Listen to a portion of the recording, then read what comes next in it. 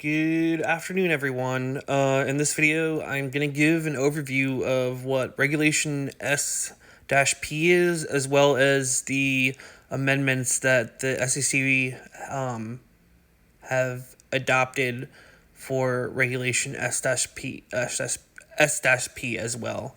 So to get started, Regulation S.P requires registered broker dealers, investment companies, and investment advisors to adopt written policies and procedures that address administrative, technical, and physical safeguards for the protection of customer records and information. And this is kind of described further in the release noted below 34-42974. And the requirements that policies and procedures be written has been in place since 2005.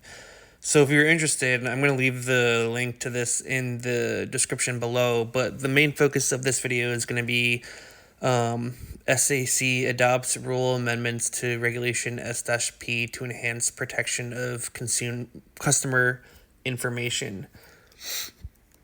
The Securities and Exchange Commission today, May 16th, 2024, announced the adoption of amendments to Regulation S-P to modernize and enhance the rules that govern the treatment of consumers' non-public personal information by certain financial institutions. The amendments update the rules requirement for broker-dealers, including funding portals, investment companies, registered investment advisors, and transfer agents, collectively covered institutions, to address the expanded use of technology and corresponding risks that have emerged since the Commission originally adopted Regulation S-P in 2000. Over the last 24 years, the nature, scale, and impact of data breaches has transformed substantially, said SEC Chair Gary Gensler. These amendments to Regulation SP will make critical updates to a rule first adopted in 2000 and help protect the privacy of customers' financial data. The basic idea for covered firms is if you got a breach, then you've got to notify. That's good for investors. The amendments required covered institutions to develop, implement, and maintain written policies and procedures for an incident response program that is reasonably designed to detect, respond to, and recover from unauthorized access to or use of customer information. The amendments also require that the response program include procedures for, with certain limited exceptions, covered institutions to provide notice to individuals whose sensitive customer information was or is reasonably likely to have been accessed or used without authorization.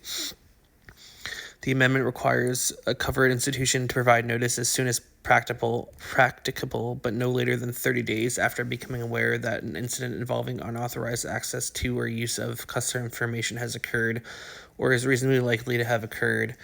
The notice must include details about the incident, the breach data, and how affected individuals can respond to breach to protect themselves. The amendments will become effective 60 days after publication in the Federal Register.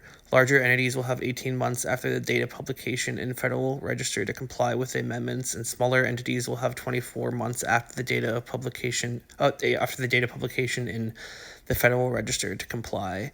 So that is kind of an overview of what amendments to the Regulation SP that are going to take place in the near future. I have linked both of these articles in the description as well.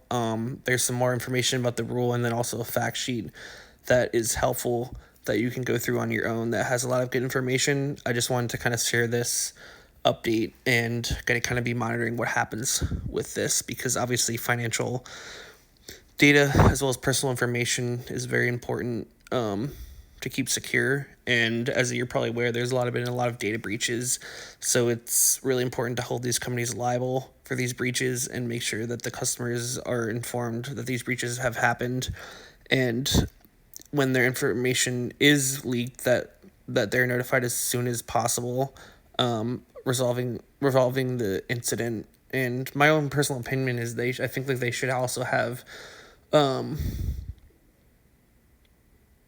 plan in place, or let the customer know that they have a plan in place to remediate the the breach and make sure that the customer's finances are not affected by the breach, and give them continuous updates on the status of the implementation of the solution.